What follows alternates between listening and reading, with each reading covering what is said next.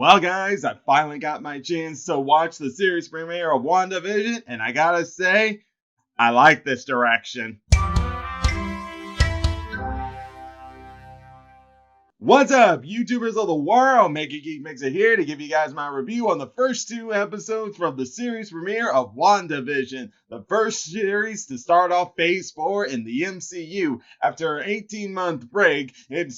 Which was a good long break, and now we're back in action with MCU, and I gotta say, I love this direction they went here with WandaVision, with their whole sitcom style, because all of the things they went through with the classic sitcom stuffs was just plain hilarious. The very definition of this show, if you put it into 3 words, it is funny, it is unpredictable, it is mysterious.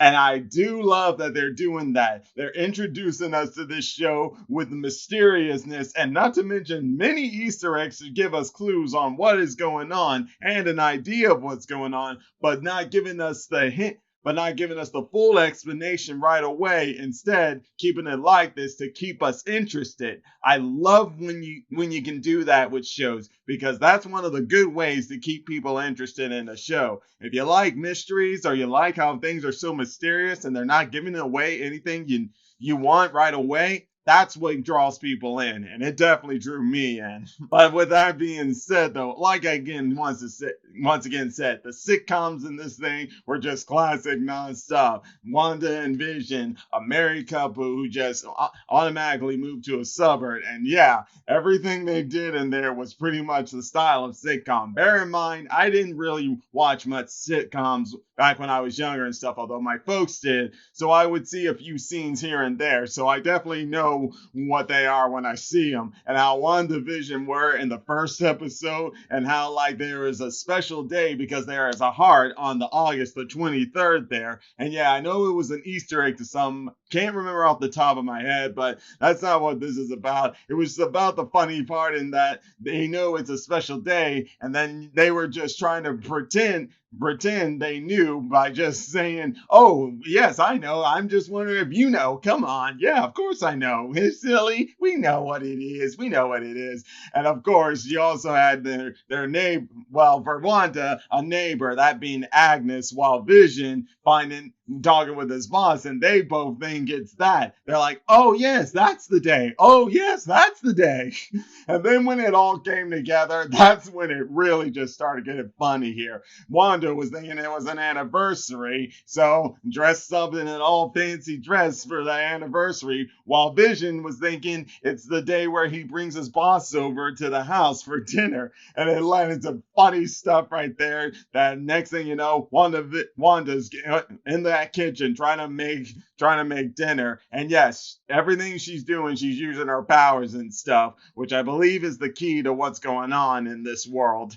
And when I say that, I'm saying I think this is a reality world of Wanda's, but we'll get into that another time. Either way, though, it was funny how when she was doing it, and they're trying to keep their powers secret, that, oh, did the boss's wife almost catch her until Vision distracted her with the song that, for one, on a personal note, I haven't heard in years. The first time I ever learned of that song was through Tiny Toons. Yeah, that's how I knew of it. At first, I wasn't so sure. When Vision started saying, "Yaggity yak, don't come back," I was just like, wait, I know that song, but I couldn't remember until just a few minutes that I would think being like, bing!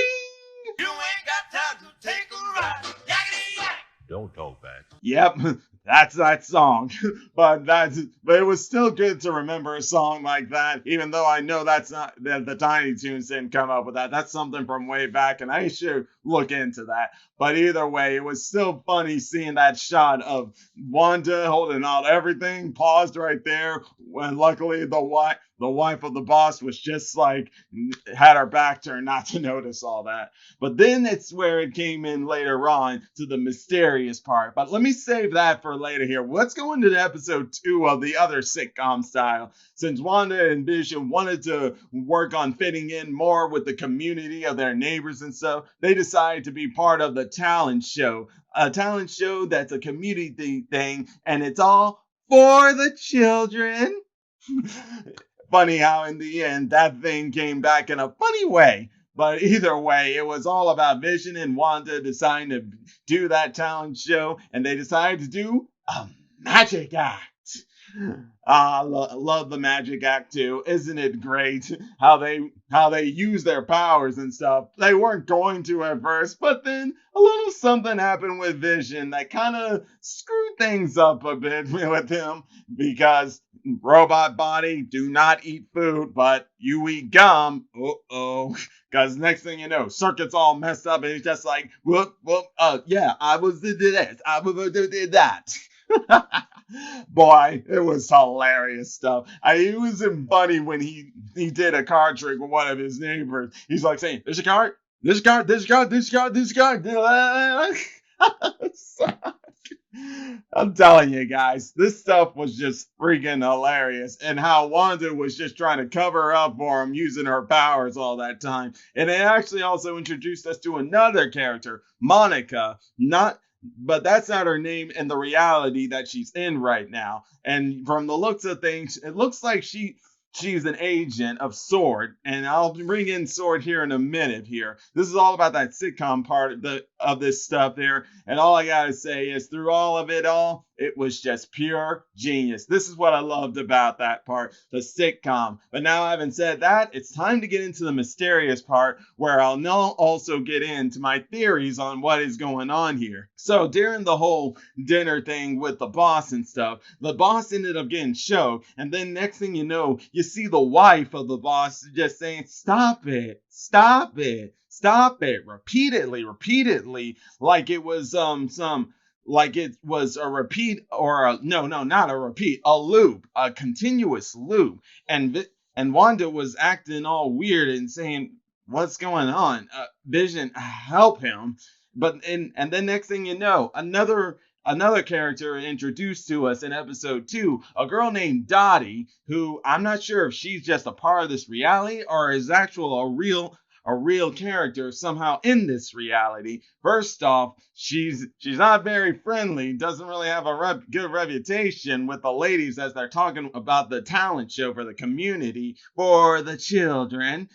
But one thing for certain is that during the time when Wanda was talking with her, it's a pause, and then it rings into this radio, and this guy's saying, "Wanda, who's doing this to you? Who's doing this to you?"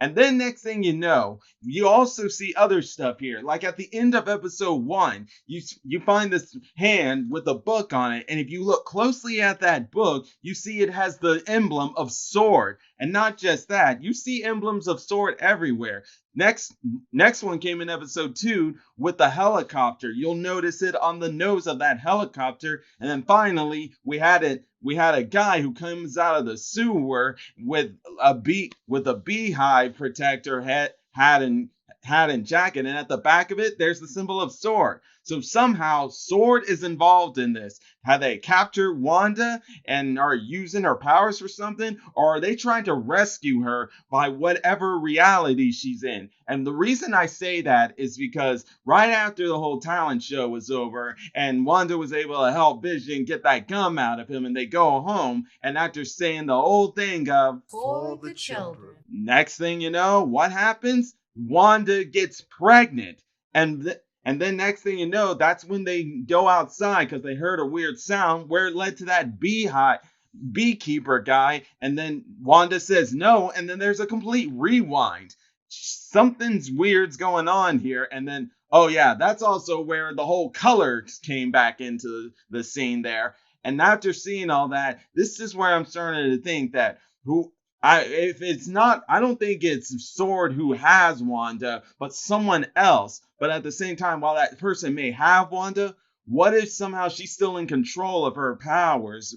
Like, what if it's half and half? Whoever has her, he's controlling her powers somehow, but also she's still having a grip of the control of it herself. Because let's not forget, we never really got to see the full extent of Wanda's powers in the MCU. We got a taste of it in Endgame, as she nearly beat Thanos before she before Thanos called upon his ship to start raining fire on the ground. He would have died if it not for that. Scarlet Witch would have killed him, showing that, yeah, there's more to her powers than you know. Like, yes, if in the comics she's able to change reality, and that's what she did. Heck, she even was with Vision, and they got married, and they had kids there too. The only difference is those were Mephisto's kids when that was later found out. And this is where I'm thinking, what if the one who maybe has captured Wanda is Mephisto? If it is, how did he get her? How did he put her in this spot? Maybe he noticed some mentalness about her, like she still hasn't gotten time to grieve over Vision or come to terms with it, and maybe he decided to use that to her advantage, like make her get into that so maybe she could get in distracted or something. I don't know, but that's just my theory right now, and this is a wild theory going out there. And as for Sword, I feel that maybe they know or something or two about this and are trying to rescue Wanda. Now, another thing to put into this is that also, I think they've confirmed that this series will have a direct tie-in with the whole Doctor Strange movie going forward. And one thing I do know is that Doctor Strange movie is to set up an introduction to the multiverse. Now, when it comes to the Marvel universe, I don't know much about them messing with multiverses unless it's Spider-Man. But either way, no matter which way you look at it, we are got here a very interesting genre of a TV series here that's filled with all the classic sitcoms, with all the humor and quirkiness going on, which is a joy to see. And the characters of Wanda and Vision nail their roles perfectly. And I like how we're getting the introduction to some of their neighbors who are also major characters going into this as well. Some of them actually being sword agents, and I can't wait to see more of it. You know what? I'm starting to think if Mephisto is involved in this, I wonder if that has something to do with that Dottie character. Maybe. Either way, though, one thing with that sitcom and humor stuff, along with this mysterious thing of showing there's more to meet the eye, more than meets the eye. One thing's for certain is that we're in for some interesting stuff for the next few episodes. Next 7 episodes. Excuse me. I was about to say there's 8 episodes left. I was mistaken that with The Mandalorian. Either way, though, 8 episodes, 9 episodes, doesn't matter. All I know is I love this. What a way to start things off, and it is awesome. I can't wait for more of this, as WandaVision is our first entry into Phase 4 with both a TV series and movies coming out this year and the years after for Phase 4. You just can't wait to see how some of these will connect with things. I definitely know I can, especially with Doctor Strange. But I'm going to go ahead, guys, leave it all at that. And hey, if you enjoy my videos, all you got to do is click that like button, subscribe to the channel, hit the bell icon to be notified when I make more videos. And until then, MegaGeekMixer signing out. Bye!